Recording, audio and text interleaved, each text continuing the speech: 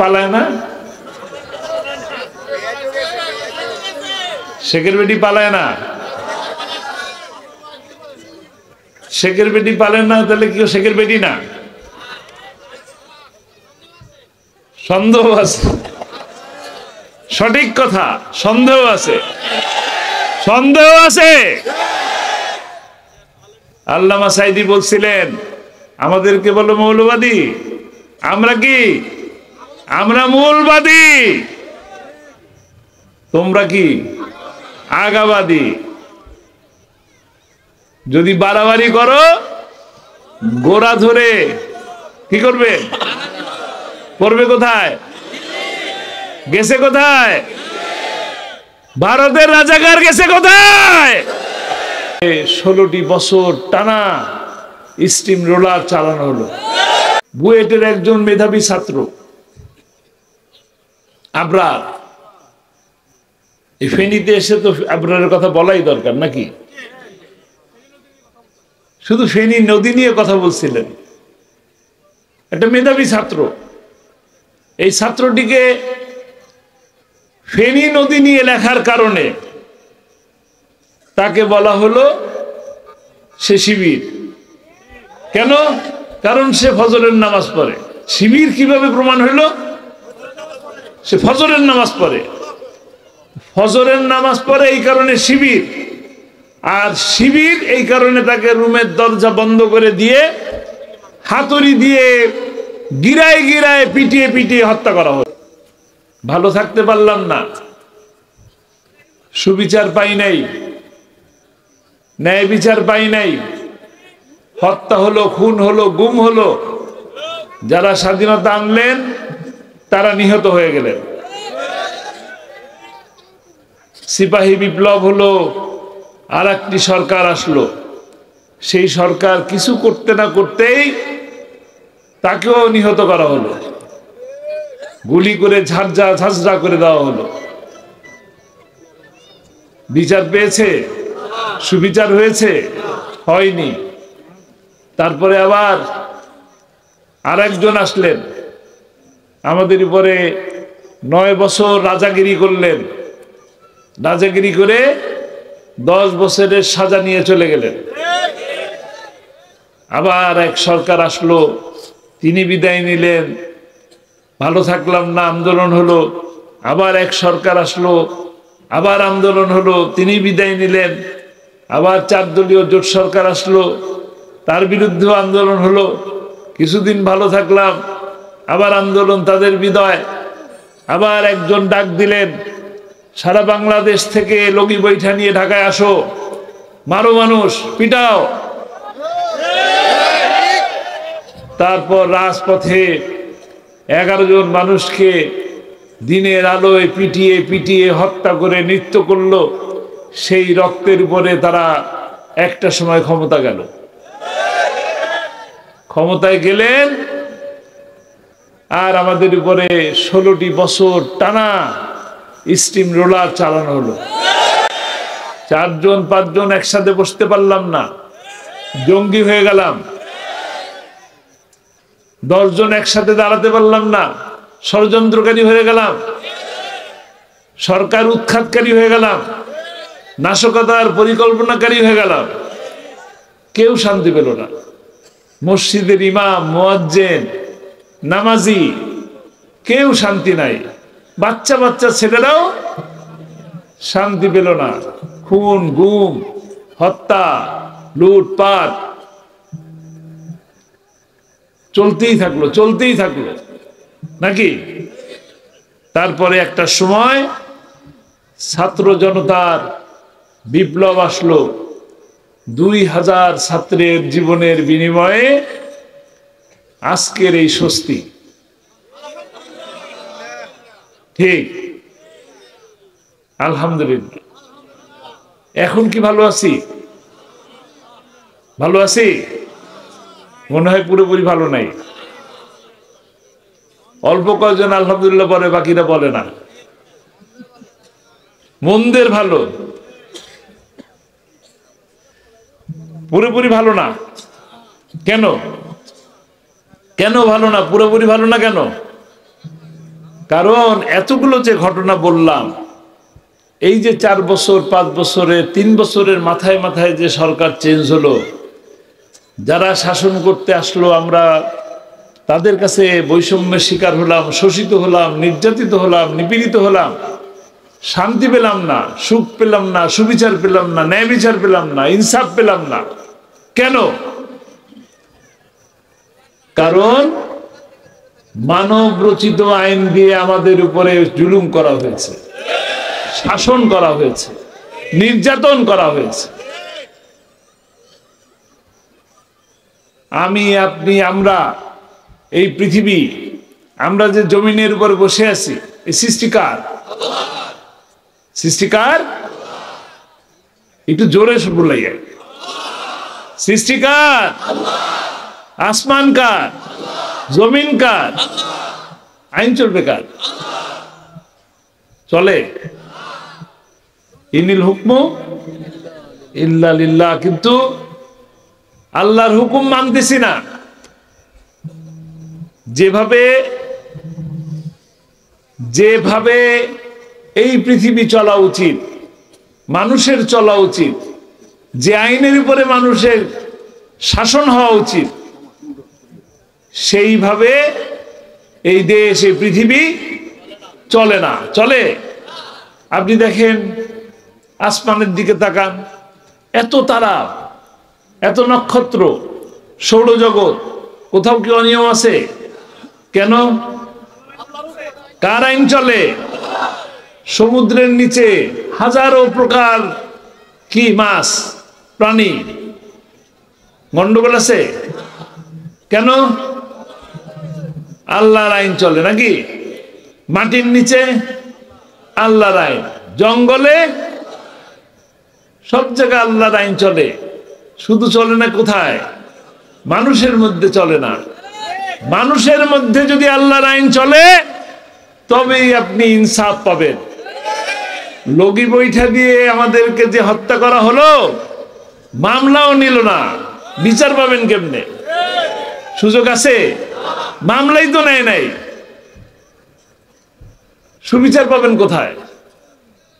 আপনি এখন যান, সত্য একটা ঘটনার মামলা দিতে যান, মামলা নিবে না, মামলা হয় না। মামলা যদি নেয়ও বিচার পাবেন না। কোর্টের বারান্দায় যাবেন, আসবেন, যাবেন, আসবেন, লেফট রাইট, লেফট রাইট। বিচার পাওয়া যায়? বিচার পাওয়া যায় না। কিছুদিন আগে বুয়েটের একজন মেধাবী ছাত্র আবরার, এই ফেনীতে এসে তো আবরারের কথা বলাই দরকার নাকি? শুধু ফেনী নদী নিয়ে কথা বলছিলেন, একটা মেধাবী ছাত্র।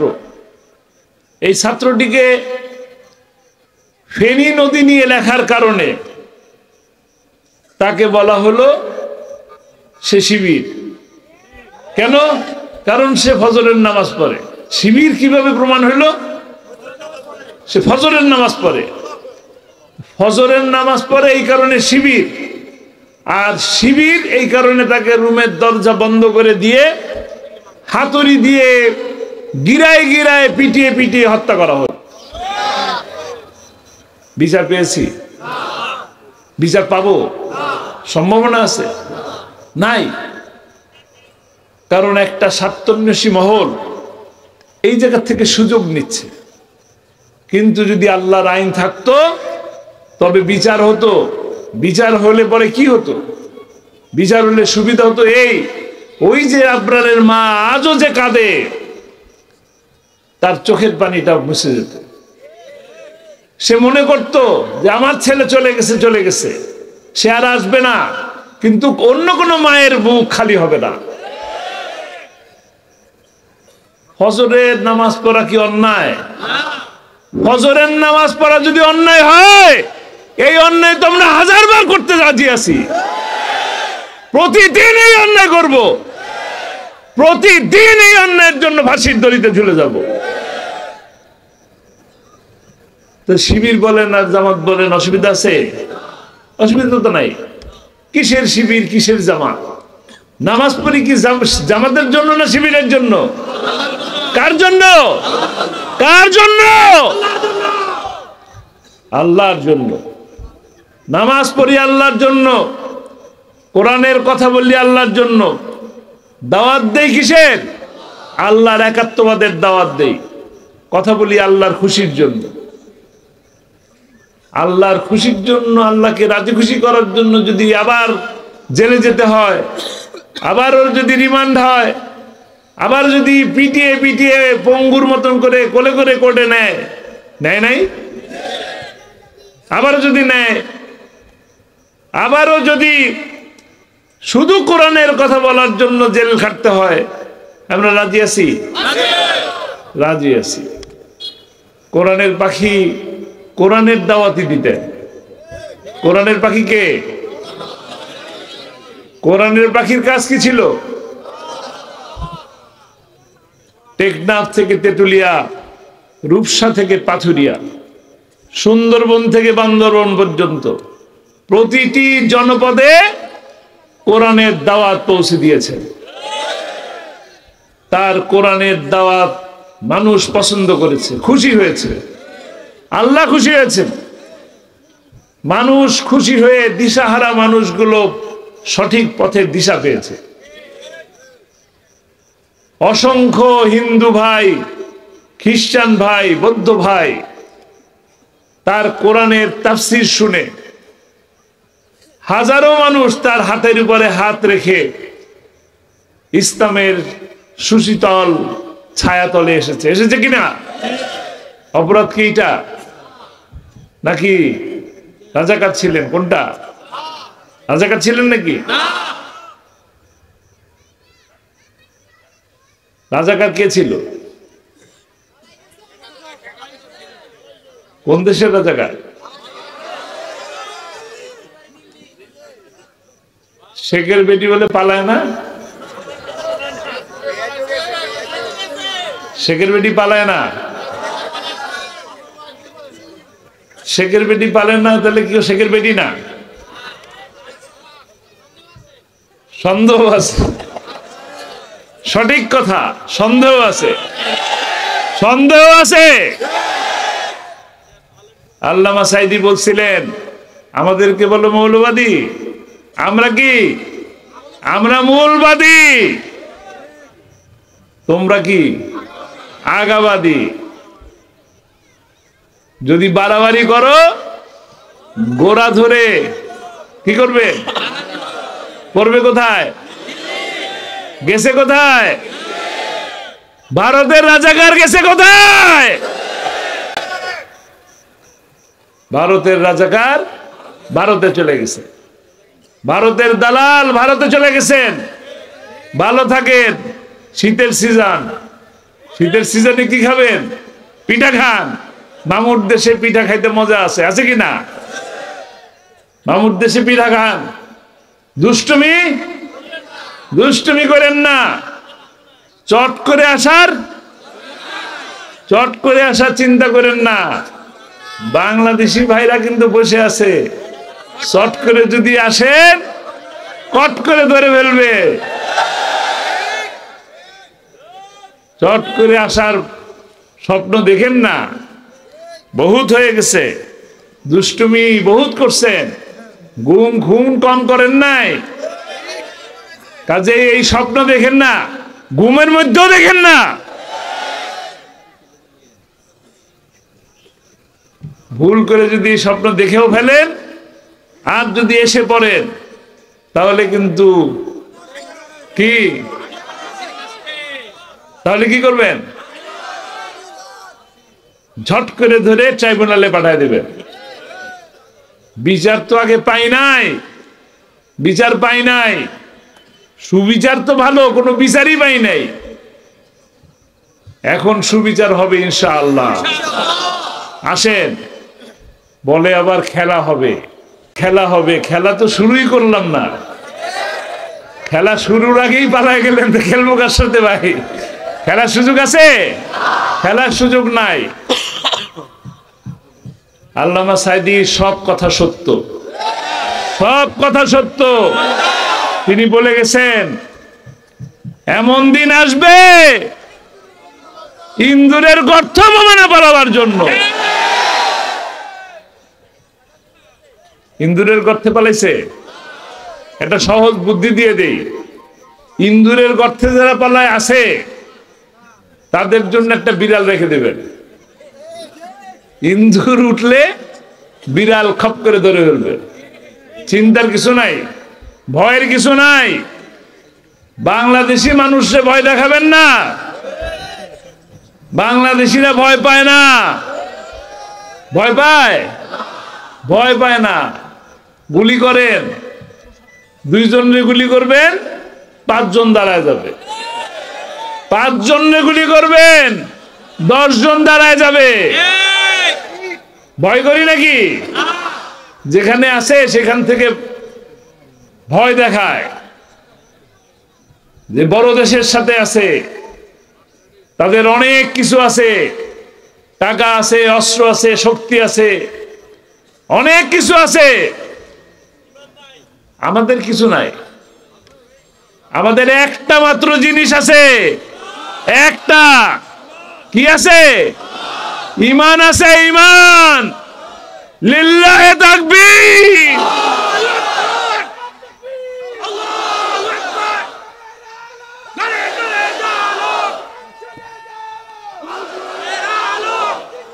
কাজেই ভয় দেখাবেন না, ভয় দেখাবেন না। পিন্ডি থেকে ঢাকা হয়েছি, দিল্লির জন্য নয়। শুনে রাখুন, আমরা মসজিদের, আপনারা মসজিদের মধ্যে, মসজিদের নিচে মন্দির খুঁজেন, আমরা কিন্তু মন্দিরের নিচে মসজিদ খুঁজি না। কাজেই আমরা 2 হাত বাড়িয়ে রেখেছি, বন্ধুত্বের হাত। চোখ রাঙাবেন, বন্ধুত্ব পাবেন না। আর আপনিও বন্ধুর মতন হাত বাড়িয়ে দিবেন, আমরাও বুক বাড়িয়ে দেবো ইনশাআল্লাহ। আপনার বাবরি মসজিদ ভাঙছেন, আমরা আমাদের মন্দির ভাঙতে দেই নাই। আমরা মিলেমিশে থেকেছি, আগামীতেও মিলেমিশে থাকবো। কোন সংখ্যালঘু নয়, আমরা সব বাংলাদেশি হয়ে থাকবো ইনশাআল্লাহ।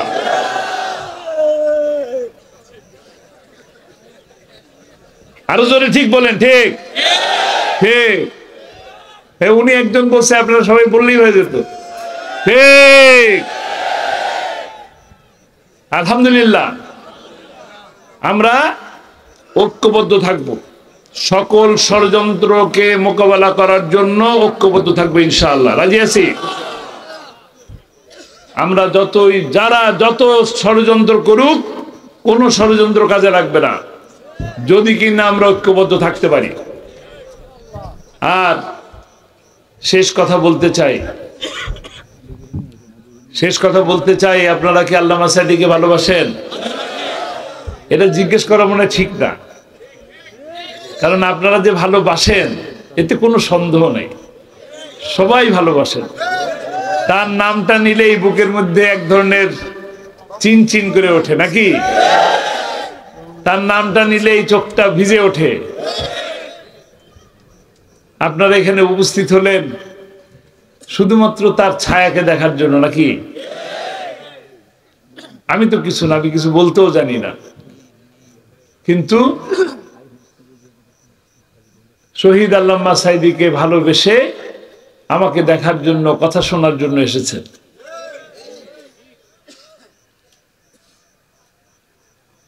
আপনাদের এই ভালোবাসার ঋণ আমরা কোনোদিন শোধ করতে পারবো না। আপনারা তার বিরুদ্ধে এই মিথ্যা মামলার রায়ের যে প্রতিবাদ করেছেন, তার জন্য যারা জীবন দিয়েছেন, রক্ত দিয়েছেন, বিশ্বের ইতিহাসে নাই। রায় কার্যকর হয় নাই, 250 মতো মানুষ জীবন দিয়ে দিছে 5 দিনে। আল্লাহ তাআলা তাদেরকে শহীদি মর্যাদা দান করুন, তাদের পরিবারের প্রতি আল্লাহ তাআলা রহমত দান করুন। এখনো অনেক ভাইরা আছে সোজা হয়ে দাঁড়াতে পারে না, পা নেই, হাত নেই, চোখ নেই। আল্লাহ তাআলা তাদেরকে আল্লাহর রহমতের কুদরত দিয়ে তাদের মেধাকে বাড়িয়ে দিন, শক্তি দিন শরীরে। কিন্তু তাকে যে জেলে নিয়ে রাখা হলো, জেলে রাখা হলো এবং জেল থেকে যে হাসপাতালে আনা হলো, কি বলে? হার্ট অ্যাটাকের কথা বলে। তার কি হার্ট অ্যাটাক হয়েছিল? হার্ট অ্যাটাকের মানুষকে এইভাবে হাসতে পারে, এইভাবে সালাম দিতে পারে? তিনি অত্যন্ত সুন্দরভাবে জান্নাতি হাসি দিয়ে সকলকে সালাম দিয়ে বিদায় নিছেন। নিছেন কিনা? তার যে স্বপ্ন ছিল সেই স্বপ্ন তিনি আল্লাহ তাআলা কবুল করে নিছেন। তার স্বপ্ন ছিল শাহাদাতের মৃত্যু। তার মৃত্যুটা স্বাভাবিক মৃত্যু ছিল না, ছিল? তাকে কি করা হয়েছে? হত্যা করা হয়েছে। আপনারা কি হত্যার বিচার চান? বিচার চান? কিভাবে বিচার করবেন?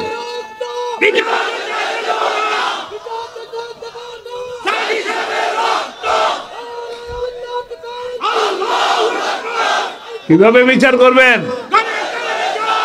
কিভাবে বিচার করবেন? কিভাবে? না না না, আল্লামা সাঈদীর একটি স্বপ্ন ছিল। তিনি প্রায় সময় কোরআনের মাহফিলে, তাফসীরের মাহফিলে শেষ কথা বলতেন, কোরআনের রাজ এই জমিনে প্রতিষ্ঠা হয়েছে, এই দৃশ্য দেখে যেন আমার মৃত্যু হয়। কোরআনের রাজ প্রতিষ্ঠা হয়েছে, এই দৃশ্য কি তিনি দেখতে পেরেছেন? আমরা কি প্রতিষ্ঠা করতে পেরেছি? এই দায়িত্ব কার? কে করবে? আমরা করব।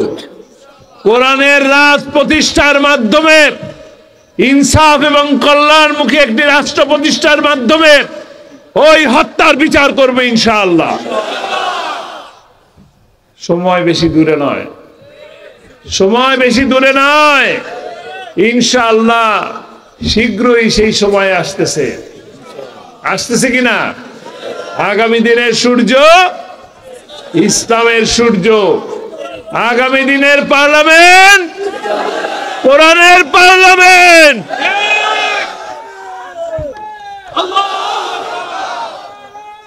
আমরা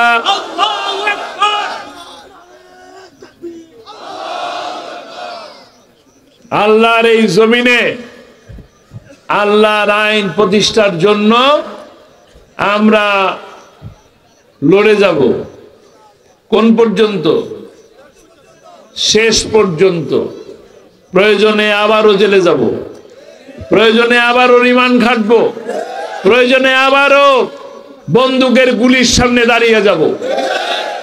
আমরা প্রয়োজনে আবু সাঈদ হব, আমরা প্রয়োজনে মুগ্ধ হব ইনশাআল্লাহ।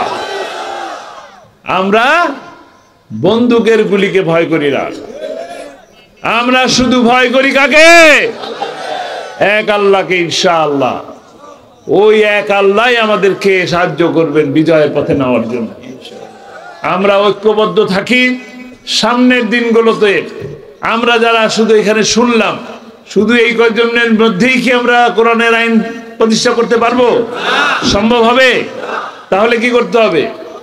এক একজনকে আরো 20 জন মানুষকে কোরআনের দাওয়াত দিতে হবে। রাজি আছি ইনশাআল্লাহ। সুবিচারের জন্য, ন্যায় বিচারের জন্য, সকলের কল্যাণের জন্য আমরা ইসলামী একটি রাষ্ট্র, কল্যাণমুখী একটি রাষ্ট্র, কোরআনের আইন প্রতিষ্ঠা করবে ইনশাআল্লাহ। যারা নির্বাচনের আগে বলে মালয়েশিয়া বানাবো, দেশটাকে দুবাই বানাবো, সিঙ্গাপুর বানাবো, তারা কি করে? তারা কানাডায় বেগমপাড়া বানায়। ঠিক কিনা? আপনাদের এলাকায় বোধহয় সেরকম নাই? আছে? আছে, অনেক আছে। কাজেই আমরা ওই সমস্ত লোকদেরকে না বলবো না। ঠিক আছে কিনা? কোরআনের পক্ষে থাকবো। কোরআনের পক্ষে থাকলেই সম্মান বাড়বে, ইজ্জত বাড়বে, আর দুনিয়ায় সফল হব, আখিরাতেও ইনশাআল্লাহ সফল হব। আল্লাহ তাআলা আমাদের সকলকে তৌফিক দান করুন। আল্লাহ তাআলা আমাদের সকলকে তৌফিক দান করুন। ওমা তৌফিকি ইল্লা বিল্লাহ। আসসালামু আলাইকুম ওয়া রাহমাতুল্লাহি ওয়া বারাকাতুহু।